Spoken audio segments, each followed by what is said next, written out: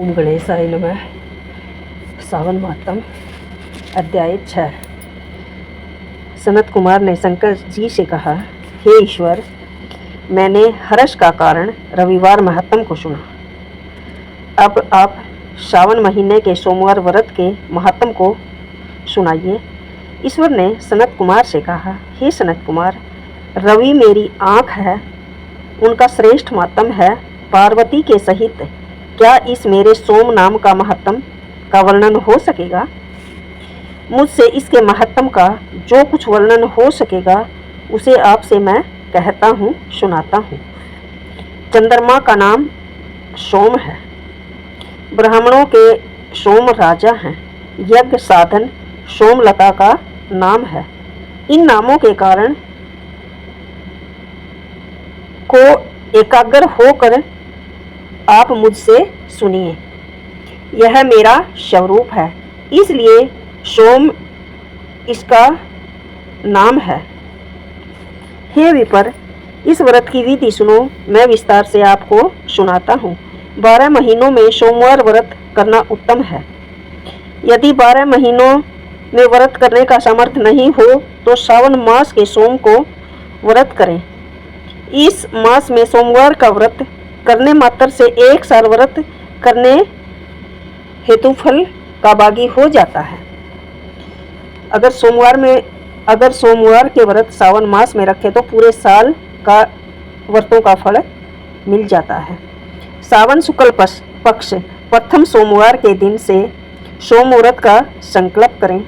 सोम का व्रत करूंगा, इस व्रत से शिव प्रसन्न होते हैं। चारों सोमवार के दिन सुबह संकल्प करें।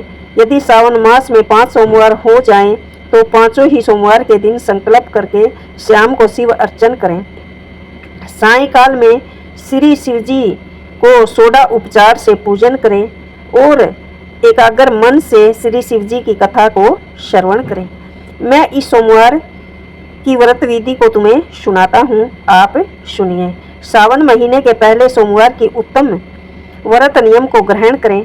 अच्छी प्रकार स्नान करके शुद्ध होकर सफ़ेद वस्त्र धारण करके काम, क्रोध, अहंकार, द्वेष, चुगलखोरी आदि का त्याग करें।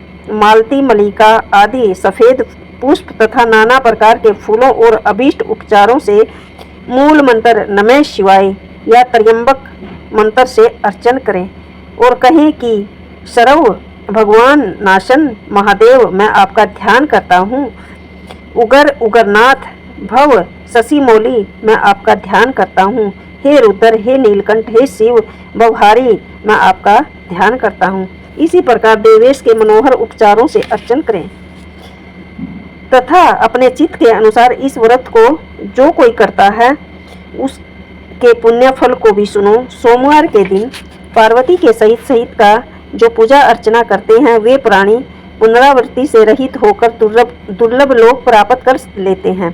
इस महीने में नक्त व्रत के पुण्य को संक्षेप में सुनाता हूँ। देव तथा दानुओं से 7 जन्म के अभिद्या का जो पाप है वे भी नक्त भोजन से नष्ट होते हैं। इसमें कोई विचार न करे। इस उत्तम व्रत को प्राणी ने उपवास करना चाहिए।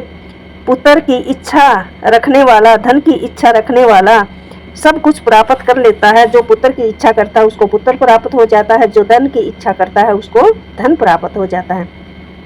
प्राणी जिस भी वस्तु की इच्छा करता है उसको वही फल मिल जाता है। इस लोक में बहुत समय तक रहकर अपने इष्ट भोग पदार्थों को भोग कर अंत में उत्तम विमान द्वारा रुद्रलोक में जाकर वह प्राणी पूजित हो जाता है जो सावन वर्ष में व्रत, उपवास, पूजा अर्चना करता है।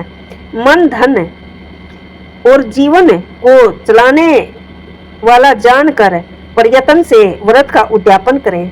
धन सठता को छोड़कर चांदी के वृषभ पर स्थित उमा महेश्वर की प्रतिमा अवश्य बनवाएं।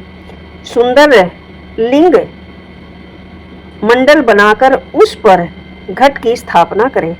2 सफेद वस्त्र से ढके घड़े के ऊपर तांबे या बांस का पत्थर रखकर उसके ऊपर पार्वती के सहित शिवजी की प्रतिमा रखें और पौराणिक मंत्रों से शिव का अर्चन करें।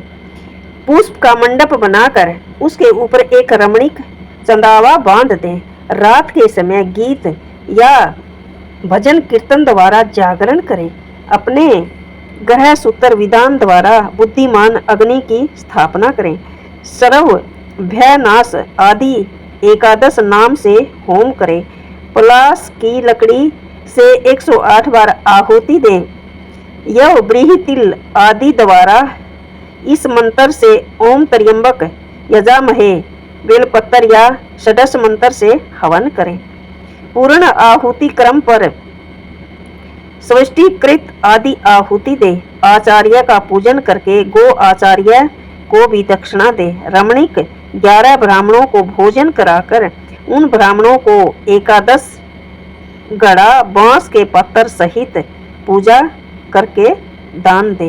प्रधान देव तथा देव पर चढ़ी सामग्री आचार्य को दे देवें और प्रार्थना करे कि मेरा व्रत पूर्ण हो। इस व्रत से भगवान शिव प्रसन्न होते हैं।